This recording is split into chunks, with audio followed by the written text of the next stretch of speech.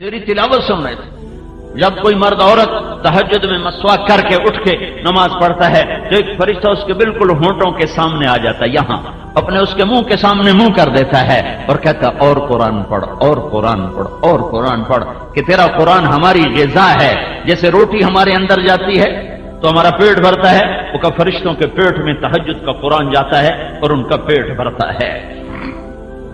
جس گھر میں نماز نہیں، جس گھر میں تہجد نہیں، جس گھر میں فرائض نہیں ہیں، وہاں تو اندھیری رات ہے، اندھیری رات ہے. کتنے کروڑوں گھر ہیں، ایک بھی سجدہ دینے والا کوئی نہیں. کتنے کروڑوں گھر ہیں، ایک بھی سجدہ دینے والا کوئی نہیں ہے.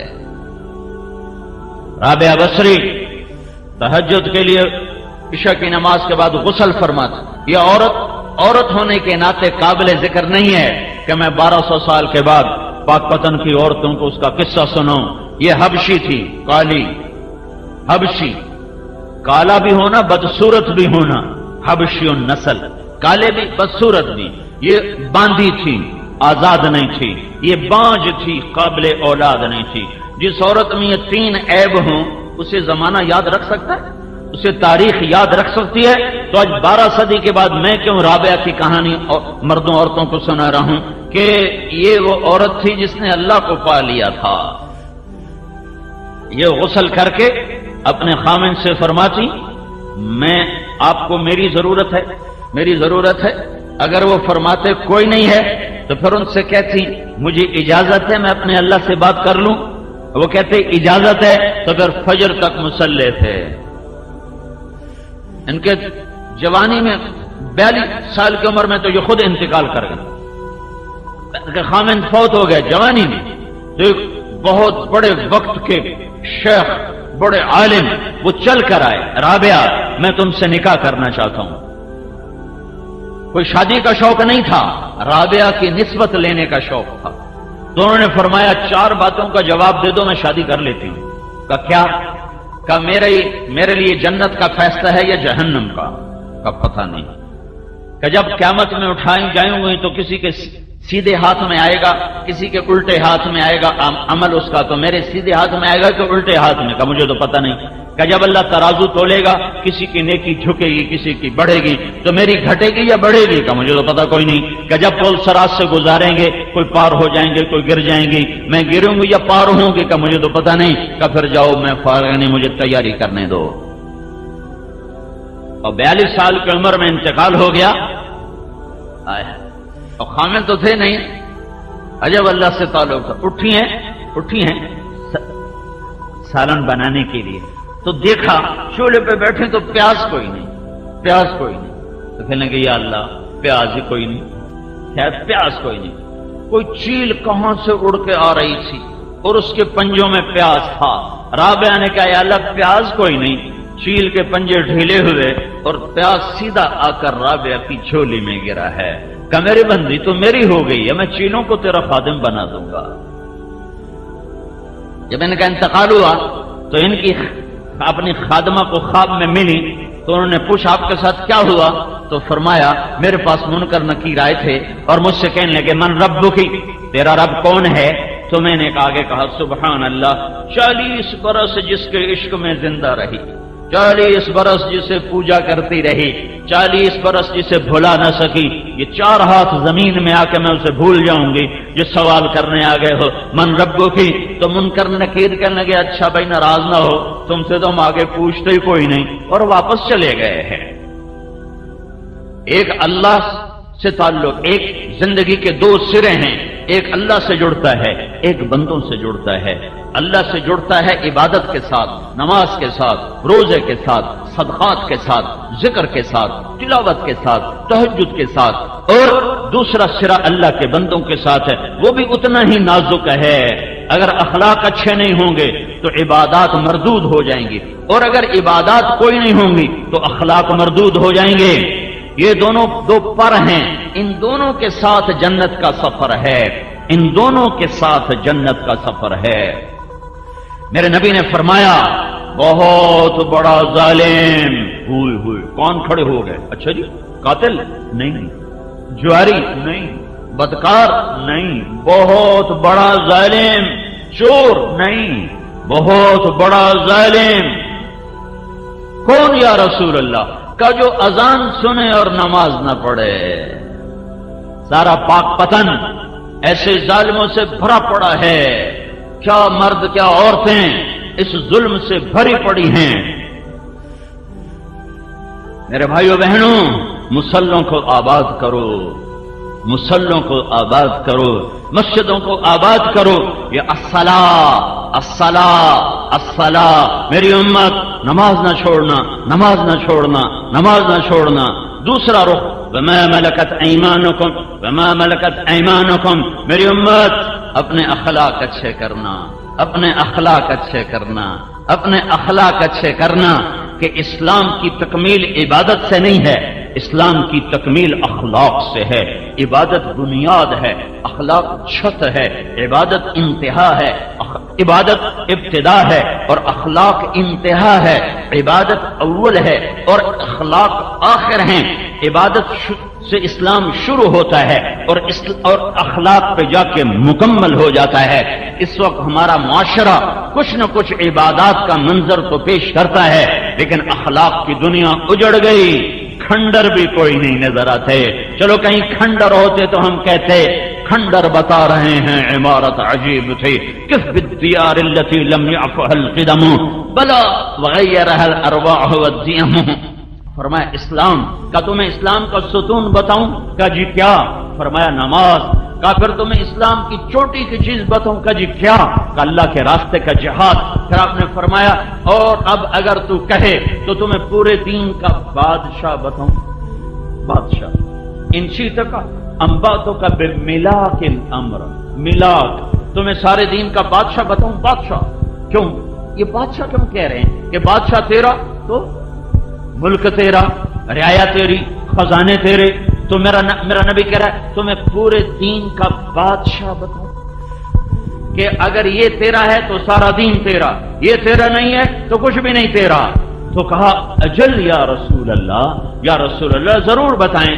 تو پہلے سنو معاذ بن جبل کون آدمی ہے؟ معاذ بن جبل 1.25 لاکھ صحابہ میں واحد آدمی ہے جس کو اللہ کے نبی نے فرمایا معاذ میں تم سے پیار کرتا ہوں۔ ایک آدمی، صرف ایک۔ معاذ کون آدمی ہے؟ میرے نبی نے فرمایا قیامت کے دن میری امت کے علماء کا جھنڈا معاذ کے ہاتھ میں ہوگا۔ کون آدمی ہے؟ کون آدمی ہے؟ میرے نبی، ہمارا رواج کیا ہے؟ ہم کسی کو رخصت کرتے ہیں وہیں بیٹھے بیٹھے، کسی کو دروازے تک ہیں، کسی کو دروازے تک، کسی کو گاڑی تک، کسی کا گاڑی کا دروازہ کھول کے بٹھا کے اللہ حافظ، جس سے زیادہ تعلق ہوتا ہے اسے گاڑی تک، اور جب تک گاڑی چلی نہیں جاتی ہم کھڑے رہتے ہیں۔ یہ ہمارے تعلق کی انتہا ہے۔ میرے محبوب نے حضرت معاذ کو یمن روانہ فرمایا اور ان کو رخصت کرنے کے لیے مسجد کے دروازے تک آئے، پھر جی نہیں بھرا، پھر ساتھ چل پڑے، پھر باتیں کرتے جا رہے ہیں، رخصت کرنے جا رہے ہیں، یمن بھیج رہے ہیں، اپنی وفات سے کوئی مہینہ 1.5 مہینہ پہلے کی بات۔ تو پھر اور آگے گئے، پھر اور آگے گئے، چلتے چلتے 7 میل تک ساتھ چلتے گئے، چلتے گئے، چھوڑنے کو دل نہیں کرتا۔ پھر فرمایا معاذ یہ تیری میری آخری ملاقات، اس کے بعد جب تو آئے گا نا تو میری قبر دیکھے گا، مجھے نہیں دیکھے گا۔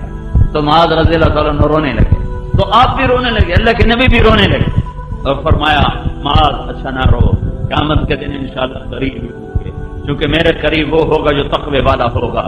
یہ اتنے بڑے آدمی کو اب دیکھنا میرا نبی کیسے سمجھا رہا ہے۔ معاذ تمہیں سارے دین کا بادشاہ بتاؤں؟ سارے دین کا بادشاہ بتاؤں؟ کہ اجل یا رسول اللہ، فاہوا باصبعیہ الی لسانہ۔ دیکھ رہے ہو، آپ نے زبان باہر نکالی جیسے معصوم بچے کو سمجھا جائے، جی میں نکے بال نو سمجھایا جاتا ہے۔ آپ نے زبان باہر نکالی، انگلی اور انگوٹھے سے یوں پکڑا، دیکھا کباز بولے کچھ نہیں، بس عمل کر کے دکھائے۔ معاذ زبان پہ قابو رکھنا یہ سارے دین کا بادشاہ ہے۔ حضرت معاذ نے عرض کی یا رسول اللہ کیا زبان کے بول پر بھی پکڑے جائیں گے؟ کہ ثقلت کا امک یا معاذ، ارے معاذ اتنا سیانہ ہو کر بچوں والی بات کر رہا ہے، تجھے خبر ہے سب سے زیادہ جہنم میں دھکا دینے والی زبان ہوگی، زبان سب سے زیادہ ہونے والا گناہ دھرتی پر یہ زبان کا غلط استعمال ہے، دل چیر دیتے ہیں، پگڑیاں اچھال دیتے ہیں، عزتیں تار تار کر دیتے ہیں، گھروں کے چراغ بجھا دیتے ہیں، زندگیاں ویران کر دیتے ہیں ایک زبان کے بول پر۔ اپنی زبان کو قابو میں لانا سیکھو۔ حضرت اماں عائشہ کا واقعہ اسی لیے اللہ تعالیٰ نے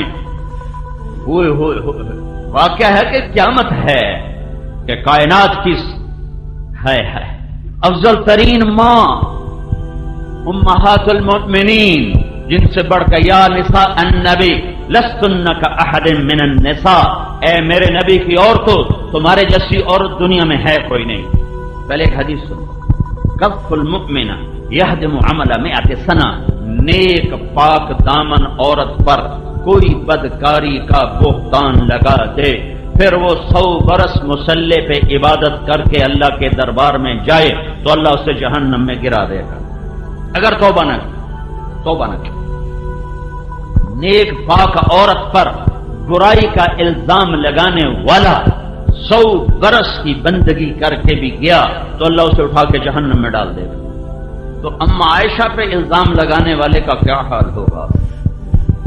اور الزام آخری درجے کا الزام لگانے والے منافق عبداللہ بن ابی، صفوان بن معطل رضی اللہ تعالیٰ عنہ کے ساتھ، اور وہی نہیں ہو رہی اتنا بڑا الزام، اتنی بڑی پاک عورت اماں عائشہ جس کے سینے پر سر رکھ کر میرے نبی نے جان دی ہے، اماں عائشہ جس کا لعاب آخری شے میرے نبی کے منہ میں گیا ہے، اماں عائشہ جس کا حجرہ میرے نبی کی آرام گاہ بنا ہے، اماں عائشہ جس کی گود میں سر ہوتا تھا تو وہی اترتی تھی، کسی اور بیوی کی گود میں سر ہوتا تھا تو وہی نہیں آتی تھی۔ وہ عائشہ بیٹی کس کی؟ ابو بکر۔ کون ابو بکر؟ میرے نبی نے کہا میں نے سب کا حق ادا کر دیا پر ابو بکر کا نہ کر سکا۔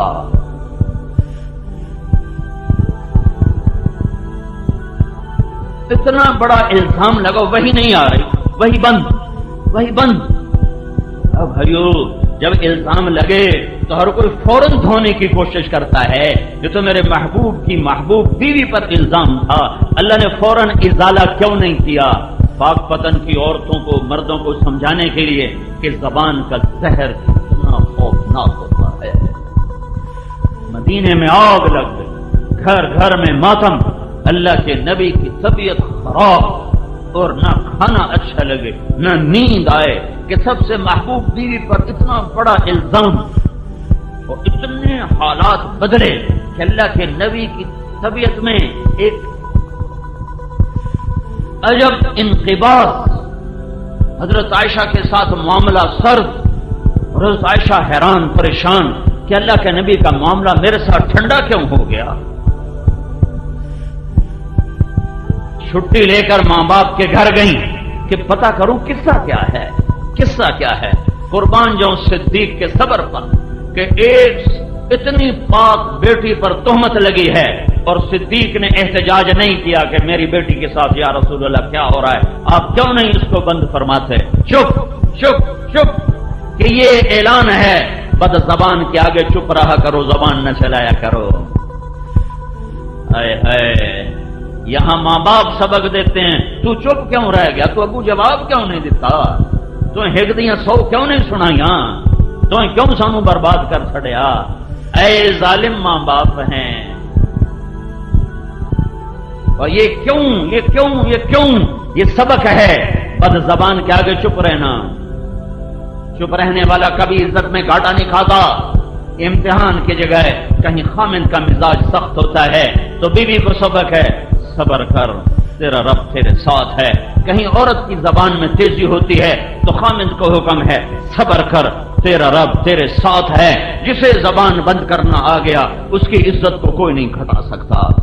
اور عورتوں کے لیے خاص طور پر ہے کہ ہمارا مشرقی معاشرہ ہے، یہاں جہاں ڈولی اترتی ہے وہیں سے جنازے اٹھتے ہیں، اور گھٹ گھٹ کے مر جانا ہی مشرق کی عورت کی ریت ہے، اور معاشرہ ہمارا ظلم و ستم پر مبنی ہے۔ سسرال والے ظالم ہوتے ہیں 99%، کہیں 1-2% لڑکی کا بھی ظلم ہوتا ہے، لیکن عام میں اسی معاشرے میں گزار چکا ہوں زندگی، ظلم و ستم ہے، ظلم و ستم ہے۔ سسرال کا عورت کے اخلاق کا پتہ اس وقت نہیں چلتا جب وہ ماں ہوتی ہے، اس وقت نہیں پتہ چلتا جب وہ بیوی ہوتی ہے، تھوڑا تھوڑا پتہ چلتا ہے۔ عورت عورت عورت عورت ہو اور وہ اللہ کی نظر میں محبوب ہو، یہ اس وقت پتہ چلتا جب وہ ساس بنتی ہے، جب وہ کسی کی بیٹی کو گھر لے کر آتی ہے، پھر اس کے اخلاق کا پتہ چلتا ہے کہ کتنا ظرف ہے، اپنی بیٹی کے عیب چھپاتی پھرتی ہیں اور اپنی بہوؤں کے خوبیوں میں بھی عیب نکالتی پھرتی۔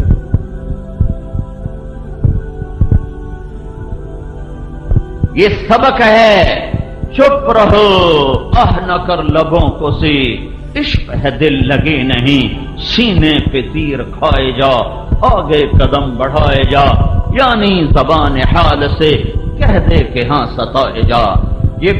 چونکہ یہ صبر بیکار نہیں، یہ صبر بیکار نہیں، یہ صبر بیکار نہیں۔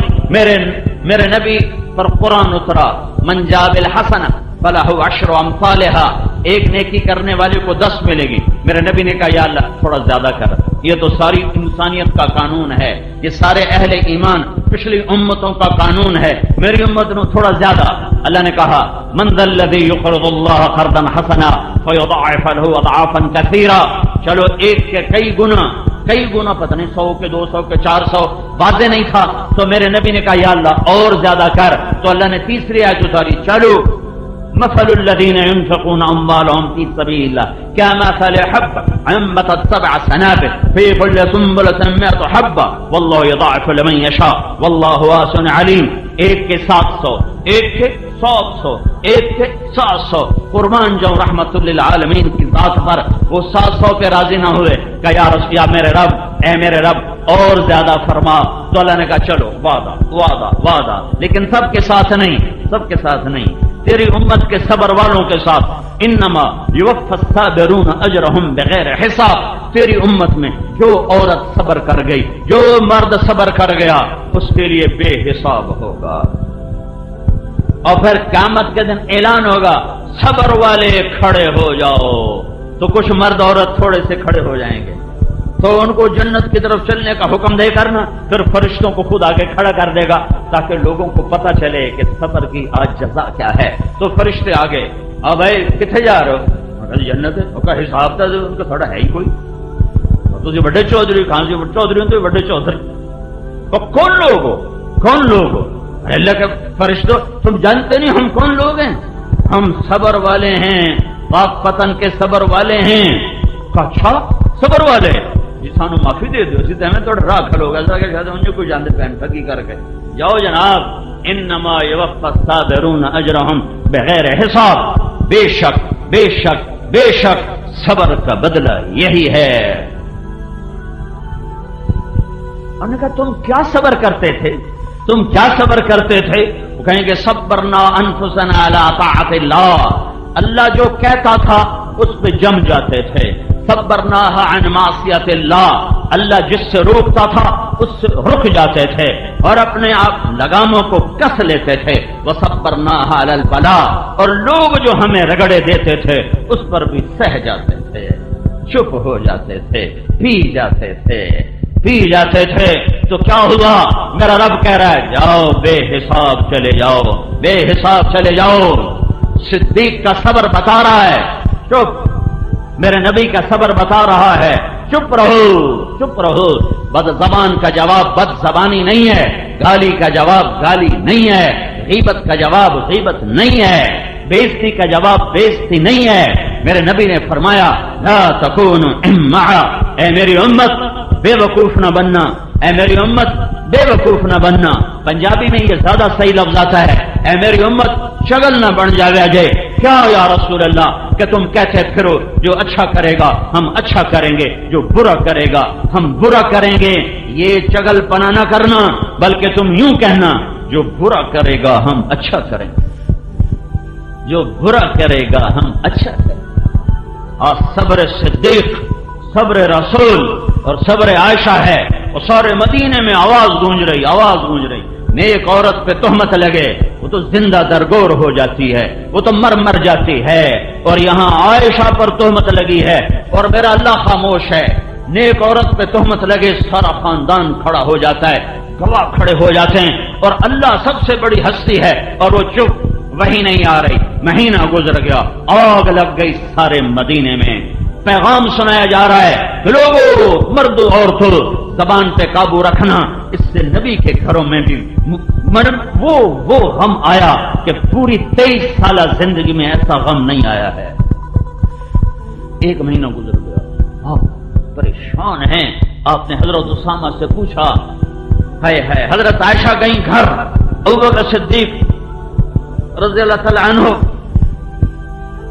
قرآن پڑھ رہے ہیں اوپر، اور ام رومان بیٹھی ہوئی ہیں، اور حضرت عائشہ باہر سے آتی، باہر سے انہیں پتہ چل گیا ہے کہ میرے اوپر یہ الزام لگ گیا ہے۔ وہ بھاگتی اندر آتی اور اپنی ماں کے کندھے پکڑ کے یوں جھنجھوڑتی تھی، یہ میرے بارے میں کیا کہا جا رہا ہے؟ تو ام رومان رونے لگی، کہا بیٹی یہ دنیا ہے، یہاں یہ ہوتا ہی رہتا ہے۔ تو حضرت عائشہ نے پوچھا، کیا یہ خبر میرے نبی کو بھی ہے؟ اللہ کا رسول کو بھی پتا ہے کہ میرے بارے میں یہ کہا جا رہا ہے؟ کہاں ان کو بھی پتا ہے۔ حضرت عائشہ کی چیخ نکلی اور بے ہوش ہو کے گر گئی۔ ابوبکر صدیق اوپر سے نیچے آئے، کہا کیا ہوا عائشہ کو، کیا ہوا؟ کہا وہ قصے کا پتہ چل گیا ہے۔ حضرت عائشہ کو پتہ نہیں چلا، پورا مہینے کے آخری 3 دن میں پتہ چلا۔ تو ابوبکر صدیق رونے لگے، اور پورے 1 مہینے میں ایک جملہ صبر صدیق سے نکلا، ایک جملہ۔ تو آپ نے کہا، ابوبکر نے کہا سبحان اللہ، یہ کام تو ہم نے کبھی زمانہ کفر میں نہ کیا، آج اسلام لانے کے بعد ہماری بیٹیوں پہ یہ الزام لگائے جا رہے ہیں، یہ کام تو ہم نے کفر میں۔ ابوبکر صدیق نے زمانہ کفر میں نہ شراب پی، نہ بتوں کے قریب گئے، نہ زنا کیا، پورا خاندان شروع سے پاکیزہ۔ تو اللہ کے رسول حضرت اسامہ کو بلا رہے ہیں، اسامہ یہ لوگ عائشہ کے بارے میں کیا کہہ رہے ہیں؟ ہوئی بات اثر کرتی ہے اور وہی نہیں آ رہی ہے، اور قرآن خاموش ہے، میرا نبی کا سینہ گھٹ رہا ہے۔ اسامہ لوگ عائشہ کے بارے میں کیا کہہ رہے ہیں؟ تو حضرت اسامہ نے کہا، یا رسول اللہ یہ بتائیں، یہ شادی آپ نے کی تھی کہ اللہ کا حکم تھا؟ کہا اللہ کا حکم تھا۔ تو کہا اللہ آپ کو ایسی عورت دے سکتا ہے؟ پھر آپ نے حضرت علی کو بولا، علی تو کیا کہتا ہے؟ کہ یا رسول اللہ آپ مجھ سے کیا پوچھتے ہیں، آپ اس کی گھر کی خادمہ سے پوچھیں، وہ سب سے زیادہ جاننے والی ہے۔ تو آپ نے ان کی خادمہ حضرت بریرہ کو بلایا، بریرہ میں کون ہوں؟ کہا آپ اللہ کے رسول۔ کہا پھر مجھے سچ بتاؤ عائشہ کے بارے میں یہ آگ لگی ہے زبان کی وجہ سے، کتنی عورتیں ہیں جنہوں نے اپنے گلشن کو آگ لگا دی ہے، اپنے ہاتھوں سے بیٹے کو گھوڑے پہ چڑھاتی ہیں، اس کو سہرے سجاتی ہیں، پھر دلہن کو گھر میں لاتی ہیں، پھر اپنے ہی ہاتھوں سے اپنے بیٹے کی زندگی کو آگ لگا دیتی ہیں۔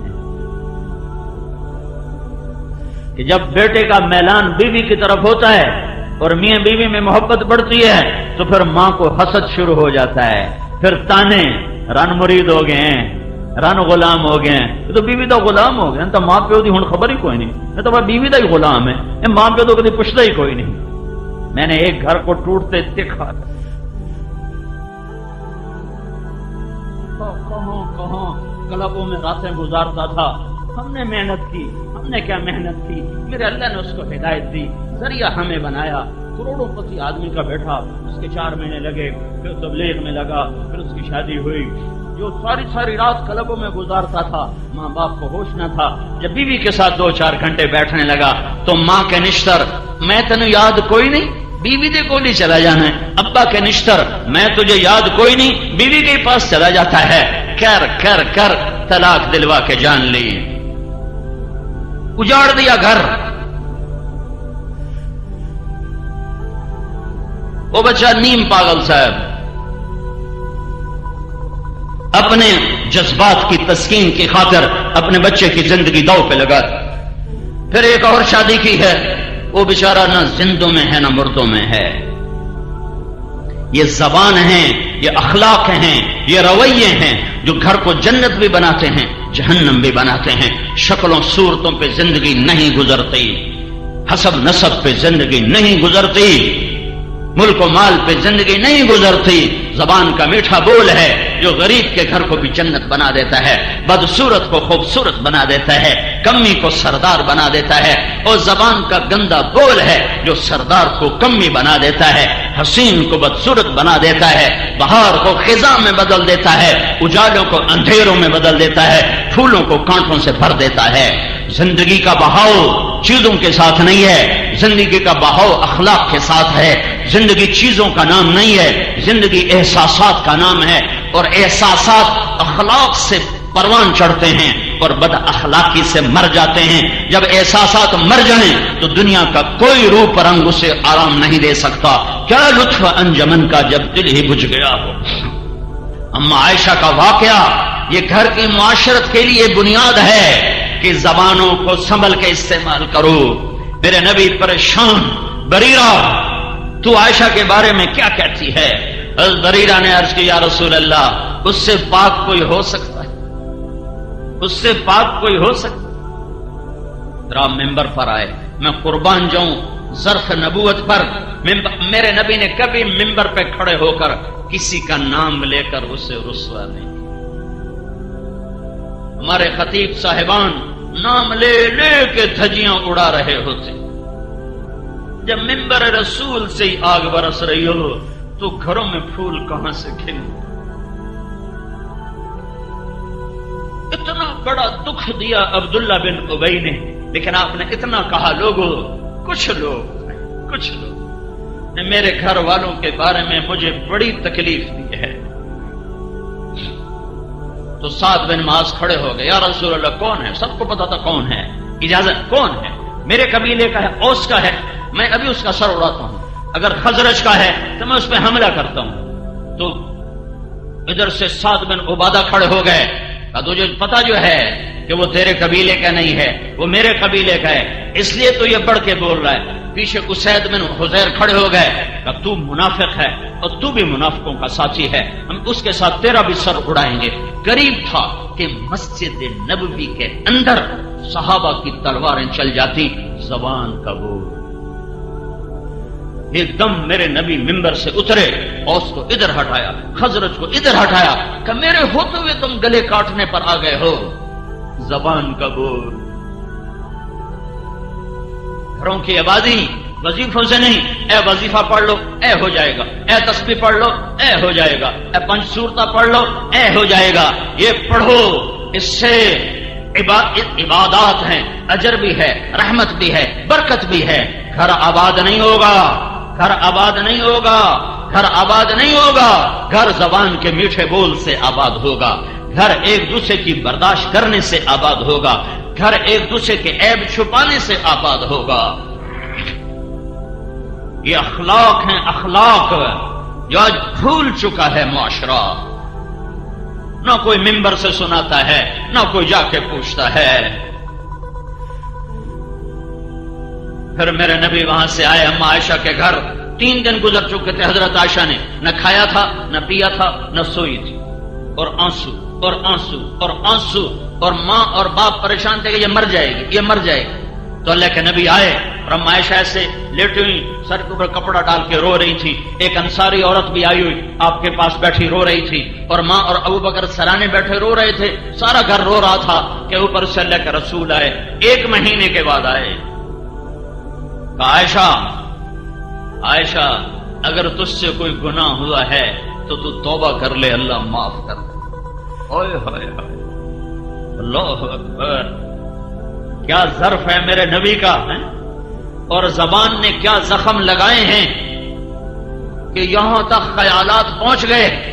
اور کیا سبق ہے کہ اگر بیوی سے کوئی جرم ہو جائے تو اس کی سزا قتل نہیں، توبہ ہے. بیٹا روزانہ کم وقت زنا کرے، اس کو چھپاتے پھرتے ہیں. بیٹی سے برائی ہو جائے، وٹ دیو ٹک دیو دریائے سڑ دیو ساڈی غیرت اس مجا چھٹی. اس کم وقت نے تیری غیرت نہیں مجائی جو روزانہ منہ کالے کرتا پھرتا ہے. اس کو تو شیلٹر دیتے ہو, اس کو تو پناہ دیتے ہو, کوئی نہیں جو چھوڑ چھکر. ارے اس کے ساتھ بھی شیطان تھا, اس کے ساتھ بھی شیطان تھا. اگر اس سے خطا ہو گئی تو اسے ذبح کرنے پر آ جاتے ہو. بیٹا روزانہ یہ منہ کالا کرتا ہے, اس پہ پردے ڈالتے پھرتے ہو. تمہارا نبی کہہ رہا ہے عائشہ جرم ہو گیا ہے, توبہ کر لے, اللہ معاف کر دے. میں ایک علاقے میں گیا, مجھے وہاں لوگوں نے بتایا یہاں عورتیں بڑی قتل ہوتی. میں نے کہا کیوں؟ کہ یہاں کے اکثر لوگ بیرون ملک کمائیوں پر گئے ہوئے ہیں, وہاں کوئی کم وقت ان کے کان میں پھونک دیتا ہے تیری بیوی تو آوارہ ہو گئی ہے. وہ آتے ہیں بغیر تحقیق کیے اس کو قتل کر دیتے. عائشہ اگر تجھ سے خطا ہوئی ہے توبہ کر لے, اللہ معاف کر دے. یہ تو نہیں کہا اگر تجھ سے خطا ہوئی ہے تو میری نکل جا میری نکاح سے اور میں تجھے طلاق دے رہا ہوں. اگر تجھ سے خطا ہوئی ہے تو توبہ کر لے, اللہ معاف کر دے. اور اگر تو پاک ہے تو اللہ ضرور تیری پاک دامنی بیان کرے گا. تو عائشہ فرماتی میرے آنسو ایک دم ختم ہوئے اور میں اٹھ کے بیٹھ گئی. میں نے کہا اماں میری صفائی پیش کر. تو اماں ام رومان کا بیٹی میں کیا کہوں, مجھ سے کچھ نہیں بولا جاتا. میں نے کہا ابا میری صفائی پیش کر. انہوں نے کہا بیٹی میں کیا کہوں, مجھ سے بھی کچھ کہا نہیں جاتا. تو پھر اما عائشہ نے کہا میں سچ بولوں تو تم میری تصدیق نہ کرو گے, میں جھوٹ بولوں تو اپنے اوپر الزام لگاؤں. میں وہی کہتی ہوں جو کہا تھا. یہ کہہ کر فرمانے لگی مجھے یعقوب علیہ السلام کا نام بھی بھول گیا غم کی وجہ سے. میں نے کہا میں وہ کہتی ہوں جو یوسف کے باپ نے کہا تھا فصبر جمیل واللہ المستعان. میرا صبر ہے, میرا مالک میرا اللہ ہے. اور فرمایا یہ کہہ کر میں دوبارہ لیٹ گئی تو ایک دم اللہ کے نبی پر وحی اتری 1 مہینے کے بعد. 1 مہینے کے بعد. اور حضرت ابو بکر اور ام رومان کا رنگ پیلا زرد اور ایسے کانپنے لگے, ایسے خشک پتے کی طرح کہ پتہ نہیں یہ جو وحی آ رہی ہے کیا حکم آ رہا ہے, ہماری بیٹی کی پاک دامنی ہے یا کچھ اور کہانی ہے. اور حضرت عائشہ فرمانے لگی میں نے دیکھا اما ابا کو تو مجھے لگا یہ مر جائیں گے, ابھی مر جائیں گے. مجھے یقین تھا کہ میرے حق میں ہی آئے گا, لیکن مجھے یہ نہیں پتا تھا کہ میرے بارے میں اللہ قرآن اتارے گا. میرا خیال تھا کہ جبریل آئے گا اور کہہ دے گا کہ اللہ کہہ رہا یہ سب غلط ہے. مجھے نہیں خبر تھی کہ میں قرآن کا قصہ بن جاؤں گی اور میں قرآن کی کہانی بن جاؤں گی اور قیامت تک یہ پڑھا جائے گا. اور پھر وہی ختم ہوئی, میرے نبی نے آنکھیں کھولی, عائشہ بشارت تیرا رب خود آ گیا تیرا گواہ بن کر. یوسف علیہ السلام پہ تہمت لگی تو ایک بچے نے گواہی دی, اما عائشہ پہ تہمت لگی اللہ نے گواہی دی. ان الذين جاءوا بالافك عصبة منكم لا تحسبوه شرا لكم بل هو خير لكم لكل امرئ منهم ما اكتسب من الاثم. سے لے کر 14 آیات ہیں اور ان 14 آیات میں جتنا قرآن کا لہجہ سخت ہے پورے قرآن میں ایسا سخت لہجہ نہیں ہے. نہ فرعون کے مقابلے میں, نہ ابو جہل کے مقابلے میں, نہ نمرود کے مقابلے میں, نہ قارون کے مقابلے میں. ان 14 آیات میں جتنی قرآن کے لہجے میں کڑک ہے اور صاعقہ ہے اور ایک گرج ہے اور ایک ہیبت ہے, پورے قرآن میں ایسی ہیبت, ایسی گرج, ایسی چمک, ایسی کڑک, ایسی صاعقہ پورے قرآن میں نہیں ہے. جیسے جوش میں ہو اور غضب میں ہو کلام ربانی چھا گیا منافقین پر بھی کہ تم میری محبوب کی بیوی پہ تہمت لگاتے ہو, کوڑے مارو ان کو, میری محبوب کی بیوی پاک ہے. اما عائشہ نے کہا, ام رومان نے کہا عائشہ اٹھ اللہ کے رسول کا شکر ادا کر. حضرت عائشہ نے کہا نا نا ان کا نہیں, میں اس کا شکر ادا کروں گی جو میرا گواہ بنا ہے, میں اپنے رب کا شکر ادا کروں. پھر ابوبکر صدیق رضی اللہ عنہ اٹھے اور بیٹی کو گلے سے لگایا تو حضرت عائشہ نے گلا کیا ابا تو نے بھی میری صفائی پیش نہ کی.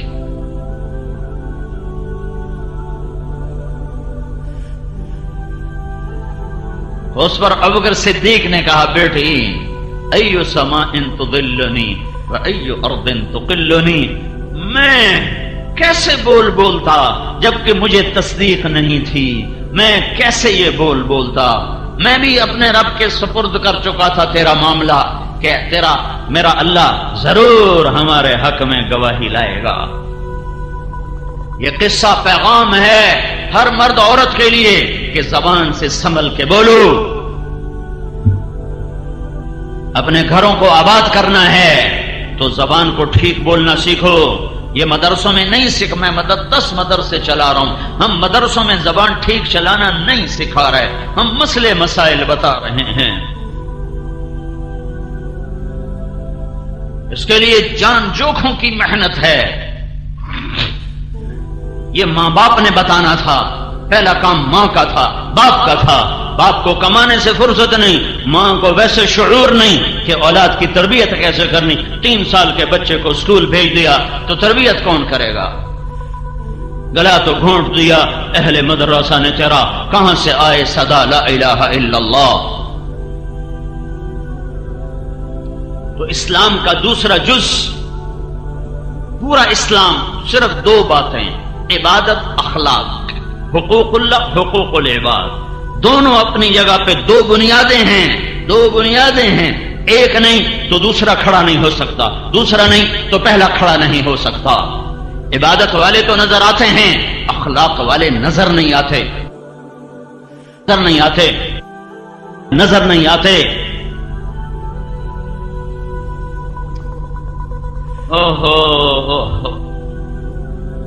میں نے پڑھا اور اللہ کے فضل سے، میں کوئی فخر سے نہیں کہہ رہا، میں نے محنت سے پڑھا، میں نے جو پڑھا میں نے یاد کیا، اللہ نے مجھے ذہن دیا تھا، مجھے کتابیں یاد ہو جاتی تھیں، لیکن میں اخلاق کو پڑھ کے نہ سمجھ سکا۔ یہ بڑا اوکھا سبق ہے، یہ کسی کو دیکھنے سے پتہ چلتا ہے۔ میں نے مولانا سعید احمد خان کو دیکھا، یہ ہمارے اکابر میں ایک ہستی تھے، اس شخص کو دیکھ کر مجھے زندگی میں پہلی دفعہ پتہ چلا کہ میں بد اخلاق انسان ہوں، ورنہ اس سے پہلے پتہ ہی نہیں تھا۔ کسی کی پگڑی اچھال دینا، کسی کا دل چیر دینا، کسی کی غیبت کر دینا، کسی کے عیب اچھالتے پھرنا، اس کو کبھی بے دینی سمجھا ہی نہیں تھا۔ اس شخص کو دیکھا تو مجھے پتہ چلا کہ اخلاق کسے کہتے ہیں۔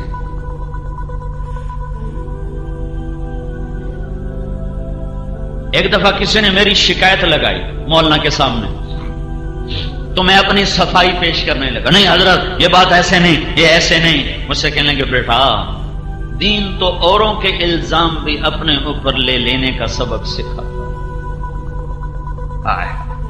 تو مجھے ایک قصہ یاد ہے، 417 صدی کے ایک عالم ہیں احمد بن مہدی بن رستم، ابن کثیر نے اپنی کتاب میں ان کو جگہ دی ہے۔ اس کتاب میں چھوٹا آدمی جگہ نہیں پا سکتا۔ طلب علم میں 3 لاکھ درہم خرچ کیے، 3 لاکھ درہم، آج کا 3 کروڑ روپیہ بنتا ہے علم سیکھنے کے لیے۔ ان کے علم کی وجہ سے وہاں اس کتاب میں ان کو جگہ نہیں ملی۔ ایک قصہ ان کی زندگی میں آیا جس کی وجہ سے ابن کثیر نے ان کو اپنی تاریخ البدایہ والنہایہ میں جگہ دی ہے۔ ان کی شہرت نصف النہار پر ہے اور لاکھوں شاگرد، لاکھوں مرید۔ ان کے پاس ایک بچی آتی ہے کہ حضرت مجھ سے گناہ ہو گیا ہے اور میں حاملہ ہو گئی ہوں، میں نے آپ کا نام لے دیا ہے کہ میری آپ سے شادی ہے، میری عزت رکھ لو۔ کوئی آج کا ہوتا تو اسے چوک میں رسوا کرتا، اسے سر بازار کہتا یہ کر دو وہ کر دو۔ ہماری دستار کو داغدار کرنے آ گئی ہے، مرید ہوتے تو وہ بھی کہتے ہمارے پیر کو کیا کرنے آ گئی ہے، کہ بیٹی جا گھر بیٹھ جا، تیرے اوپر کبھی حرف نہ آئے۔ اور اپنی شادی کا اعلان کر دیا اور تن و تشنی کے سارے تیر سہ گئے۔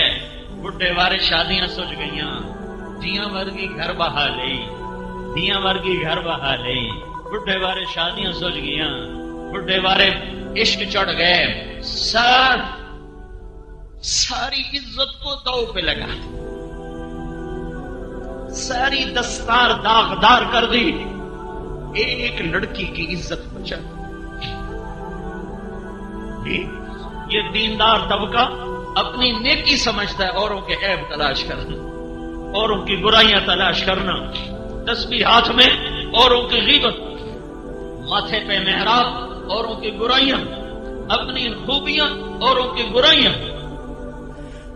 اے ہائے، اگر یہ قصہ نہ ہوتا تو آج 900 سال کے بعد احمد بن مہدی کا نام دیپال پور میں نہ گونجتا۔ بڑے بڑے شیخ آئے، بڑی بڑی ہستیاں آئیں، بڑی بڑی دستار والے آئے، تہے خاک چلے گئے۔ احمد بن مہدی کی بن رستم کی دستار داغدار ہوئی، ایک بیٹی کے دامن سے داغ دھونے کے لیے تو میرے رب نے اسے تاریخ کا حصہ بنا دیا۔ اور آج تم احمد بن مہدی بن رستم کا نام سن رہے ہو، علم کی وجہ سے نہیں، مسند کی وجہ سے نہیں، اس کی پیری کی وجہ سے نہیں، اس کی عزت کو داؤ پہ لگانے کی وجہ سے ایک بچی پر اپنی عزت کو قربان کر دیا، سارے بغداد میں بدنامی مول لے لی۔ ایک بچی پر اپنی عزت کو قربان کر دیا، سارے بغداد میں بدنامی مول لے لی، اس کی عزت کو بچا لی۔ بچہ پیدا ہوا، سارے بغداد میں مٹھائی تقسیم، سارے محلے میں مٹھائی تقسیم، اس کے خوشی منائی۔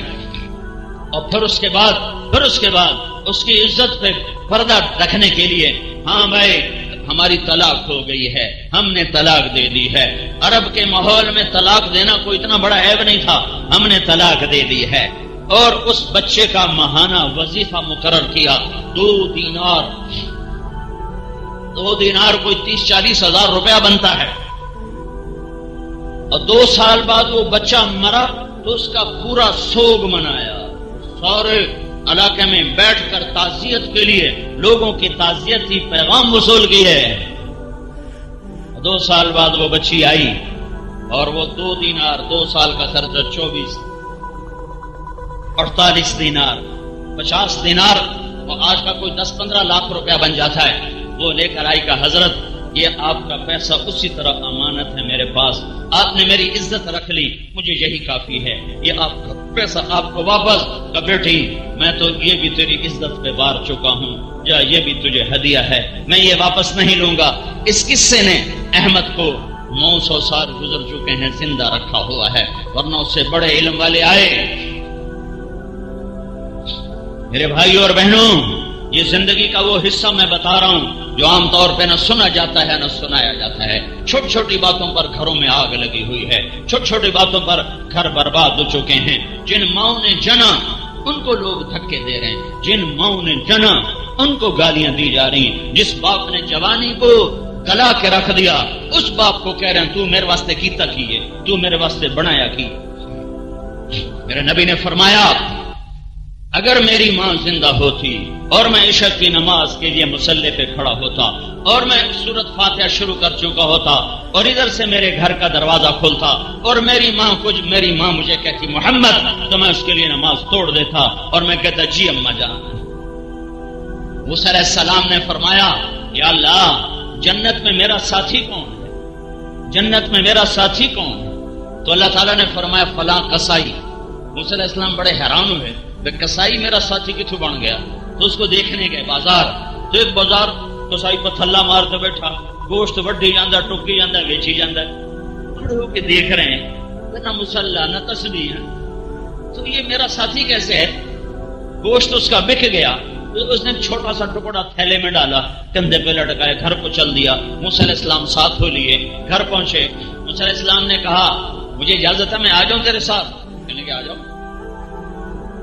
گوشت کو گوٹیاں بنا کے ہانڈی پہ رکھ دیا اور خود آٹا گوندنے بیٹھ گیا، پھر آٹے کو رکھ کے ہانڈی تیار کی، پھر ہانڈی اتار کے روٹی پکائی، پھر اس کو پلیٹ میں سجایا، روٹی کو سالن کو، اور ایک بوڑھی عورت اس طرح لیٹی ایسے چارپائی پر ایسے جیسے روئی ہوتی، تو اس کو اٹھا کر الٹے ہاتھ کا کندھا دیا، پھر نوالے بنا بنا کر اس کے منہ میں ڈالتا رہا، اس کو کھلاتا رہا۔